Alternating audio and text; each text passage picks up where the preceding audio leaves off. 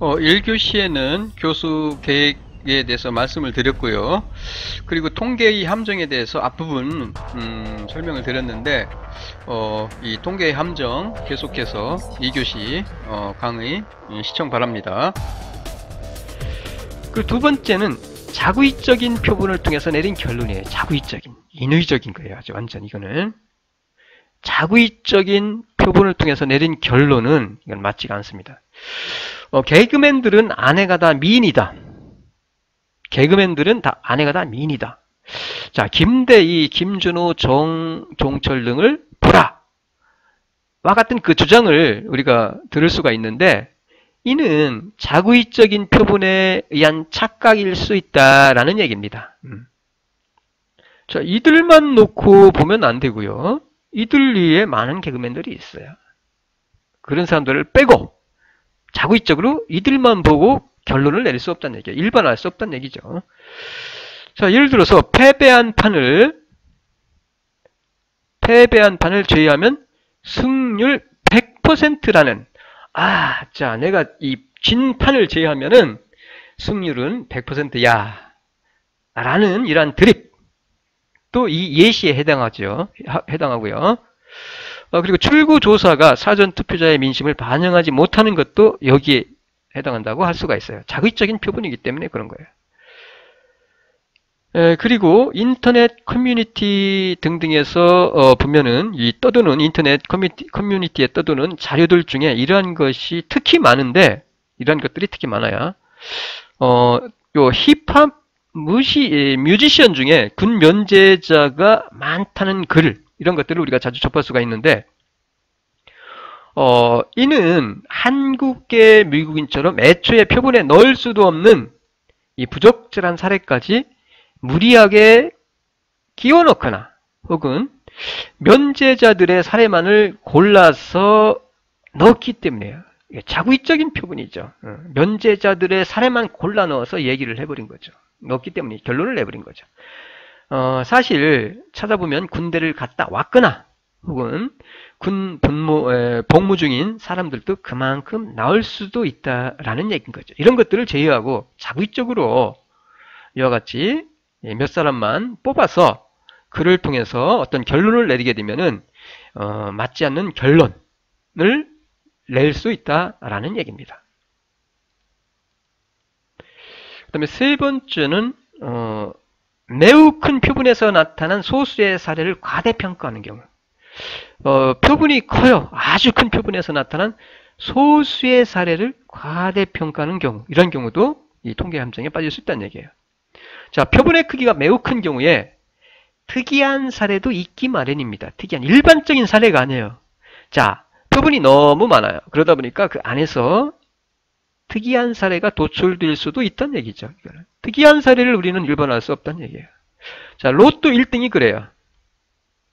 로또 1등에 당첨될 확률은 매우 작아요. 매우 작아요. 하지만 매주 당첨자가 나오죠. 이는 수많은 사람들이 로또를 사기 때문에 수많은 사람들이 로또를 사죠. 수많은 사람 중에 한 사람이 당연히 나오죠. 나오게 돼 있죠. 하지만 이와 같은 현상을 잘못 해석하여 일반화하는 경우가 꽤 많다라는 얘기입니다. 꽤 많아. 자, 예를 들어서 이런 경우 여러분 중에도 그런 얘기를 한 학생이 있을 수도 있는데 내가 월드컵 축구를 갖다가 보기만 하면 우리나라가 이런 것들. 내가 보기만 하면 축구가 꼭 지더라. 그래서 나 이번에 안 볼 거야. 라는 얘기를 하는 사람도 있어요. 자, 이와 같은 주장을 하는 사람이 이 경우에 해당합니다. 이 경우. 자, 월드컵 경기의 경우에 수백만 명이 넘는 사람이 경기를 보고 그 중에는 자기가 볼 때마다 우리나라가 이기거나 지는 사람이 있을 수 있죠. 그러니까 이런 것들은 결코 이상하지 않습니다. 이상하지 않아요. 그래서 이러한 그 본인만의 어떤 하나의 경험을 가지고 일반화하면은 그 도출된 결과는 틀릴 수 있다는 얘기죠. 틀릴 수 있다는 얘기예요. 그 다음에 네 번째는 일위성 조사를 통해서 내린 결론입니다. 일회성 조사를 통해서 내린 결론. 이런 경우죠. 자, 조사 대상 시점의 개수가 작거나 시점의 개수가 작아요. 1년,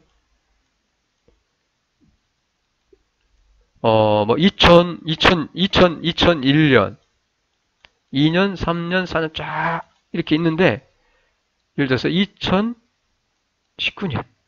자, 2019년 요 한 시점, 요 조사 시점의 개수가 아주 작아요. 예를 들어서 18, 19년.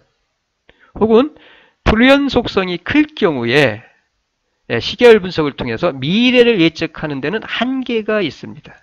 1, 2년 가지고, 혹은 3년 정도 가지고, 1년, 2018년, 2020년, 2020년. 이 두 년도 혹은 한 년도의 그 데이터만을 가지고 미래를 예측할 수 없다는 얘기죠.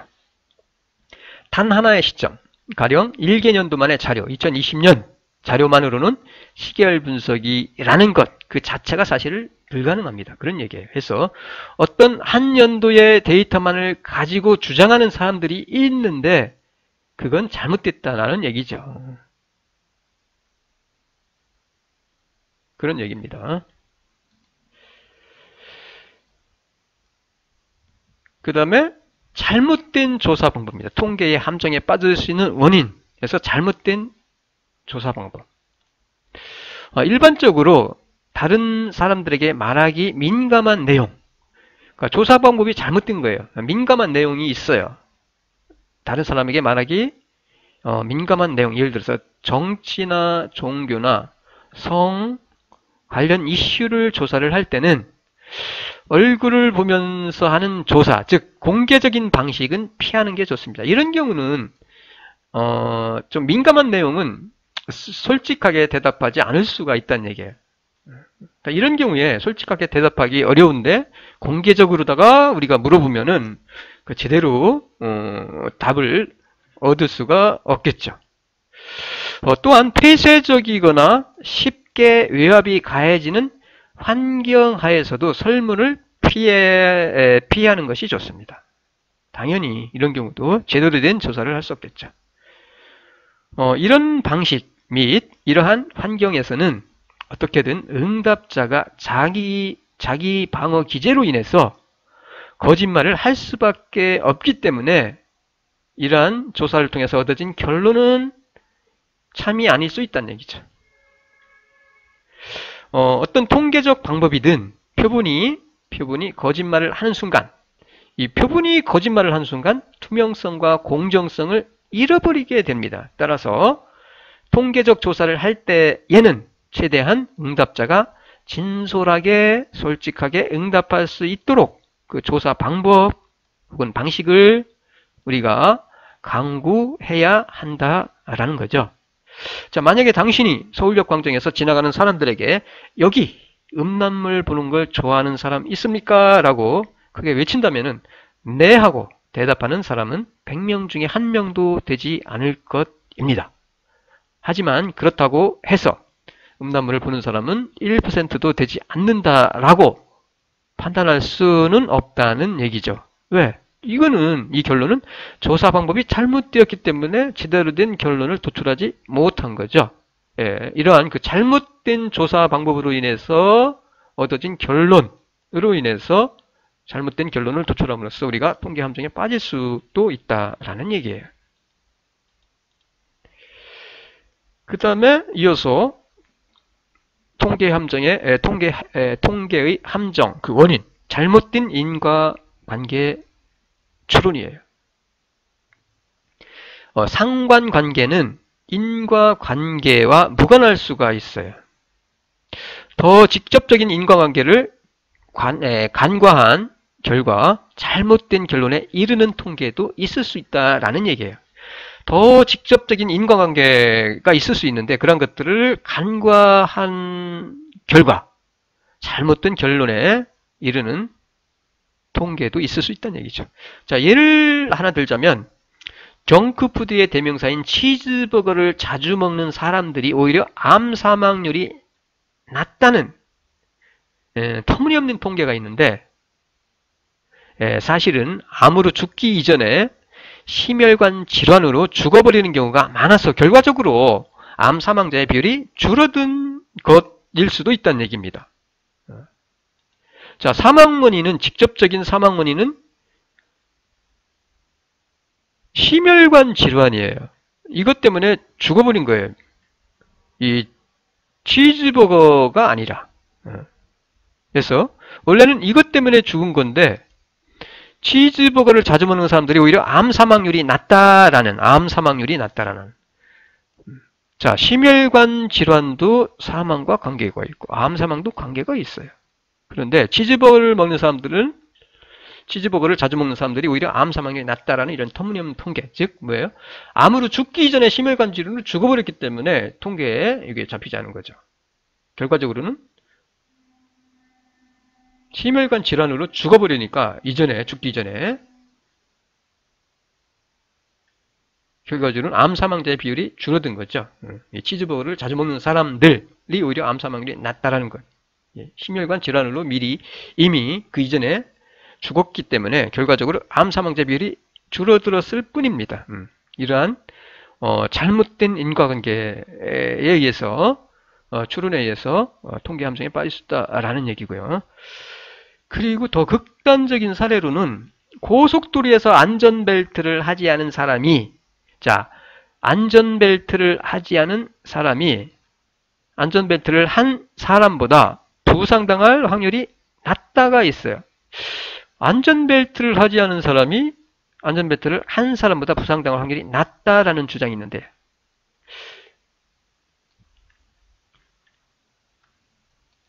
이것도 터무니없는 주장이죠. 자, 왜? 안전벨트를 하지 않고 사고가 나면 안전벨트를 하지 않고 사고가 나죠. 그러면 부상이고 자시고 죽어버리기 때문이죠. 죽을 확률이 더 많은 거예요. 그러니까 그냥 다치기보다는 더 많이 죽어버리니까 당연히 이 그냥 죽어버리니까 어떻게? 부상당한 사람의 수가 작으니까 안전벨트를 하지 않은 사람이 안전벨트를 한 사람보다 부상당할 확률이 낮다라는 잘못된 결론을 도출할 수 있다는 얘기죠. 잘못된 인과관계예요. 통계에는 부상자가 아니라 사망자로 처리되기 때문에 그래서 안전벨트를 하지 않은 사람들의 그 확률이 낮다라는 이런 잘못된 결론을 우리가 도출할 수 있다는 얘기예요. 이러한 함정에 빠지면 안 된다는 얘기입니다. 그 다음에 의도치 않은 편향입니다. 의도하지 않은 편향.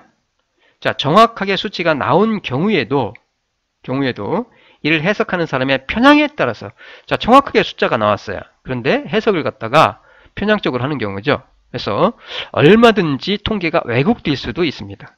예를 들어 가령 통계가 나온 시기가 시국과 연결되는 경우 그 특정 시기에만 해석이 집중되고 정작 그 이전에 시계열에 대해서는 신경 쓰지 않는 시기죠. 그런 경우입니다.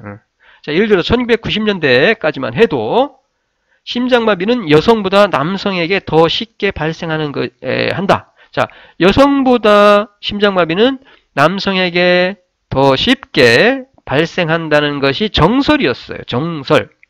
이때까지는. 그런데 2004년에 발표된 연구에 따르면 이는 왜 그러냐?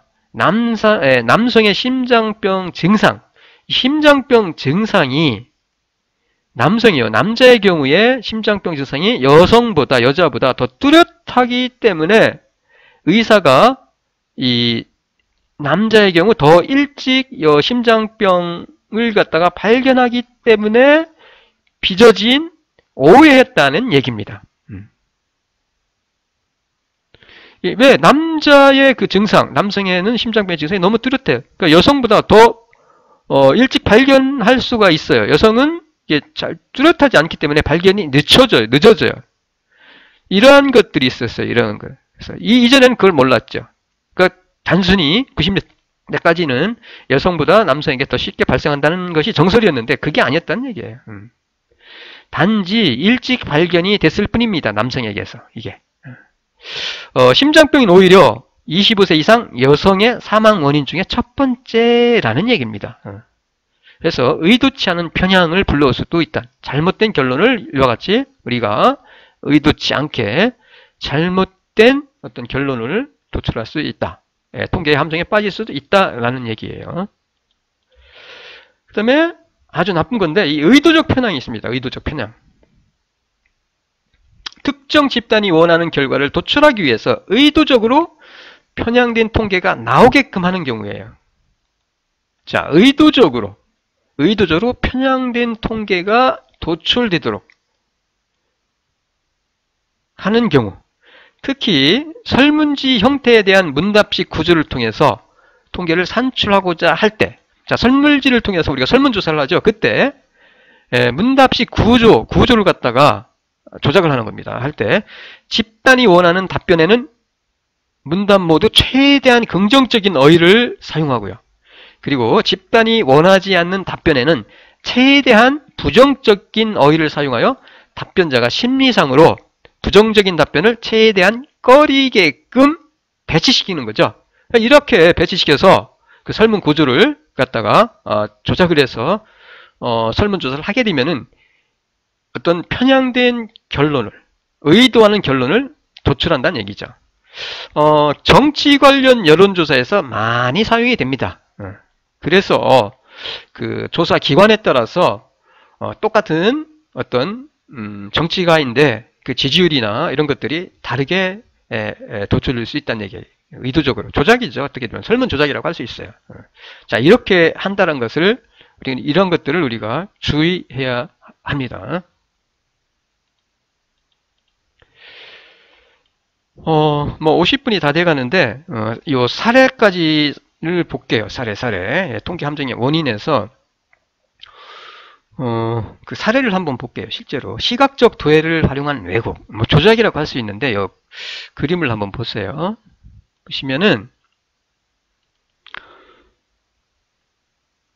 이 그림은 통계학자들 사이에서는 교육적이면서도 동시에 악명 높은 것으로 이코노미스트의 98년도에 올라온 건데 악명 높은 것으로 유명한데 매해 이 그래프는 그러니까 매년이죠. 매해 근로자입니다. 보스와 노동자, 근로자와 사장이 받는 시간당 임금이에요. 임금의 증가를 나타내고 있어요. 똑같은 겁니다. 똑같은 자료를 가지고 만든 거예요. 이 그래프를. 자, 어떻게 같아 보이시나요? 왼쪽은 있는 그대로 보여주는 거고요. 왼쪽. 그대로 원래의 그 있는 그대로예요. 이거는. 그 중간은 증가량의 로그를 취한 값입니다. 취한 거예요. 로그를 취한 거예요. 로그. ln 로그를 취한 값이고, 그리고 오른쪽은 근로자와 사장의 최초 임금을 100으로 놓고 이후 100 기준이에요. 최초 임금을 100으로 놓고 그 이후에 증가율을 보여주고 있어요. 세 방식 모두 거짓말이 들어있지는 않아요. 그런데 그리고 수학적으로도 합리적인 그래프죠. 그래프. 뭐 우리가 전혀 통계라는 것에 접하지 못했다면은 이거를 그냥 보여주면은 당연히 노동자의 임금 증가율이 엄청 높게 이렇게 표시가 되겠죠. 원래 이건데 어떻게 보면 이게 더 높은데 증가율이.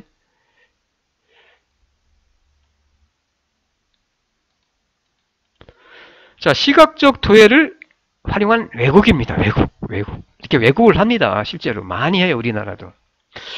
그러나 놀랍게도 중간과 오른쪽의 시각적 도해, 중간과 오른쪽의 시각적 도해는 왼쪽의 도해가 보여주는 것과는 정반대를 가리키고 있죠. 이것과는 완전 달라요. 반대입니다.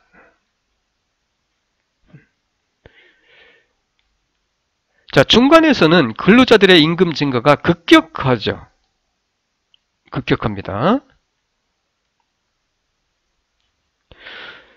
근로자들의 임금 증가가 급격하게 이루어져 왔다라고 해석될 여지가 충분히 있고요. 그리고 오른쪽에서는 더 나아가서 이 이상이죠. 여기는 보면은 오른쪽에 있는 거는 근로자들의 임금 증가가 사장의 임금 증가, 요 사장의 임금 증가를 아득하게 초월하고 있다는 것을 아시죠? 초월하고 있다라는 식으로 해석될 여지가 있다라는 얘기예요. 자, 이런 걸 사용하는 경우는 뭐예요? 임금 요구, 노동조합에서 임금 요구를 하는데, 야, 자, 그래프 봐라. 어? 사장보다 너희들 임금이 더 빠르게 증가하고 있어 라고 하면서 거절할 수 있다는 얘기죠. 그런 것들을 어떤 근거로 사용할 수 있다는 얘기죠. 예, 만일 연구자가 나쁜 마음을 먹고 중간이나 오른쪽 방식을 채택을 해서 임금 증가를 설명하고자 한다면은 면밀하게 따져보지 않는 이상 여론이 호도되고 많은 사람들이 속아 넘어갈 확률이 높다라는 얘기입니다. 높다라는 얘기예요. 자, 이 그래프는 자, 유튜브에서 나온 요거는 좀 한번 볼까요? 최대값과 최소값의 범위를 조절해서 미세한 차이를 크게 부풀린 예입니다.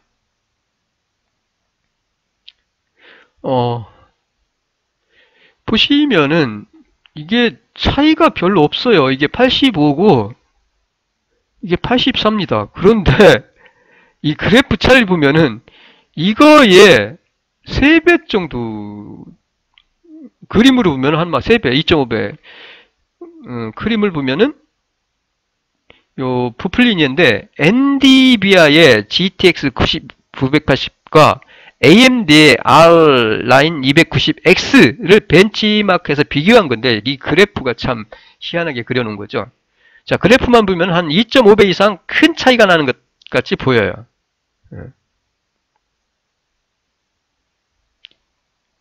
근데 실제 값은 겨우 1프레임입니다. 1.2% 차이인데 그래프를 이렇게 그린 거죠. 보세요. 완전히 84, 84.2, 84.4, 80에서 이렇게 나누는 거예요. 보시면은. 그러다 보니까 사실은 큰 차이가 없는데 이 성능에서 큰 차이가 없는데 이렇게 성능이 나는 것 같이 이렇게 보여질 수 있다는 얘기죠. 속을 수 있죠. 이 그래프만 딱 보면 오우, 요게 훨씬 낫네. 나 이거 사야지. 속습니다. 근데 이거는 이것보다 훨씬 비싸. 그러면 비싸게 돈 주고 조금밖에 성능이 조금 더 좋은 거를 너무 비싸게 사는 경우가 발생할 수 있다는 얘기예요. 그 다음에 왼쪽 그림, 이 상반기 수출 비중이고요. 이거 왼쪽 그림. 그 다음에 이건 동행지수, 경기 동행지수, 동행지수 순환 변동치네요. 그래서 왼쪽 그림. 자, 왼쪽 그림은 26.7%와 26.4%로 그 차이가 겨우 0.4밖에 안 됩니다. 0.4. 그런데 요 그래프의 그 차이를 한번 보세요. 겨우 0.4%포인트밖에 차이가 안 나는데 그래프 높이는 3분의 1밖에 안 돼요. 이게 큰 차이가 나는 것처럼 보이게 왜곡 보도를 하고 있는 거죠. 쉽게 말해서. 자, 오른쪽 꺾은 선 그래프 어때요? 이것도 보면은 99.8에서 98.6으로 이것도 겨우 1.2예요. 1.2. 경기 동행지수가요. 동행지수가 만큼 줄어들었는데 이거는 뭐 완전 거의 반토막 난 것처럼 눈속임을 엄청 이렇게 줄어든 것 같이 눈속임을 하고 있죠. 속으면 안 돼요. 이런 것들을. 그 다음에 이 그래프도 보면은 완전히 같은 데이터를 통해서 작성한 겁니다. 이것도 맞죠. 똑같은 데이터로 작성한 거예요. 이거 다. 완전히 같은 데이터로 작성한 겁니다. 그런데 딱 보면은 이거 완전 다른 것 같죠. 이게. 요 A 수치는 요거는 정확하게 요 B 수치의 2배입니다. 근데 이거를 보면은 뭔가 이게 같아 보여요. 같아 보여요. 눈속임이네. 이것도 시각적 효과. A, B가 같아 보이죠? 이렇게 속인다면, 이렇게 우리가 속을 수 있다는 얘기예요. 자, 이 경우도 외국 보도인데 2012년에 채널 A에서 보도한 건데 여기 보시면은 여기 차이가 0.9거든요. 0.9예요. 0.9. 요 차이는 겨우. 그러니까 여기가 더 작아야 되죠. 0.3이니까 간격이. 근데 오히려 보면은 여기가 훨씬 더 크게 이렇게 그려버린 거죠. 훨씬. 자, 0.9%포인트의 간격보다 0.3%포인트의 간격이 훨씬 더 크게 되는 이 마술을 우리가 보고 있는 거죠. 완전 왜곡 보도죠. 마치 이렇게 박근혜의 이 지지율이 크게 증가하는 것 같이 이렇게 완전 왜곡 보도입니다. 이런 것들 속으면 안 돼요. 그 다음에 이거는 2019년에 MBN에서 보도된 건데 고위공직자 범죄수사처 설립 찬반입니다. 찬반. 잘 보세요. 그래프를. 뭔가 이상하지 않아요? 참으로 이상합니다. 너무나 이상해. 판도라에 나온 공수처 설립에 대한 여론조사 결과 82.9%의 찬성입니다. 82.9%가 찬성인데 그런데 어떻게 요 반보다도 작아요. 이게 80이면 이게 요게 여기까지는 와야 되는 거 아니에요? 최소한 이게 전부 다 이게 이렇게 돼야 되는데 과반을 미처 넘지를 못하고 있어요. 반대가 12.6%는 이거는 12.6밖에 안 되는데 이거보다 약간 작죠. 그래프의 한 3분의 1 정도 차지해요. 12.2%가 이게 12.2는 요 정도 한 4.5가 이렇게 되고 요 정도 돼야 되겠네. 그러니까 이렇게 왜곡 보도를 합니다. 시각적으로다가 많이 찬성하지 않. 딱 그림만 보면은 시각적으로 봤을 때 찬성하는 거 반도 안 되네 이렇게 생각할 수 있잖아요. 뭐 TV에서 팟도 넘어가면은 이 숫자 잘 안 보이니까 그렇게 생각할 수 있어요. 충분히 완전 왜곡 보도입니다. 자, 기초연금, 국공립 유치원 이것도 문재인 정부에서 발간한 대국민 홍보 책자에 실린 그래프의 일부인데 똑같이 5만원 오른 기초연금을 거의 200가량 오른 것처럼 그려놓고 있죠. 자, 보시는 바와 같이 이게 거의 이게 차이가 5밖에 안 되는데 5만원인데 거의 2배가량 오른 것처럼 이렇게 그려놨어요. 그리고 오른쪽도 마찬가지입니다. 이 차이가 사실 전년도 유치원 증가량보다 적은 증가량을 그래프에서는 보면은 사실은 전년도의 유치원 증가량보다 더 적은 유치원 증가량을 그러니까 여기 증가량보다 여기 증가량이 사실은 더 작아요. 여기는 보세요. 그러면은 여기가 더 큽니다. 증가량이. 그러면은 요거는 요 정도 돼야 되겠네. 요 정도. 이렇게. 이것보다 요 크기보다 더 작아야 돼요. 이게. 근데 마치 엄청 증가한 것 같이 뻥튀기를 해놓고 있죠. 이게 참 우리가 그대로 그림 엄청 증가했네. 연금? 유치원 수도 엄청 증가했네. 그게 아니란 얘기죠. 우리가 이런 그 통계의 속임수, 함정에 빠지면 안 된다는 얘기입니다. 속아요, 그러면은. 그리고 그리고 정당 지지도인데 2020년 연합뉴스입니다, 이거는. 잘 보세요. 참 웃깁니다. 연합뉴스 TV에서 2020년 4월 5일, 4월 5주차 정당 지지도 그래프. 미래통합당 막대를 높게 그리고 있죠. 이 보세요. 이게 19%밖에 안 되는데, 이거의 반도 안 되는데, 뭐, 요 정도 그려야 되겠네. 요 정도. 완전 뻥튀기를 해놨네, 여기도. 그래서 미래통합당 막대를 높게 그리고요. 무당층 막대 그래프는 이거 이거 또 원래는 같은 거 아닌가요? 이게 같은 거니까 이게 원래 이게 같아야 되는데 무당층은 작게 그려놨어요. 요거는 뻥튀기를 해놓고 마치 어떻게 거대 양당 구도인 것처럼 착각하게끔 그려놓고 있죠. 그리고 그 막대들도 비율이 정확하지 이것도 정확하지 않습니다. 이것도.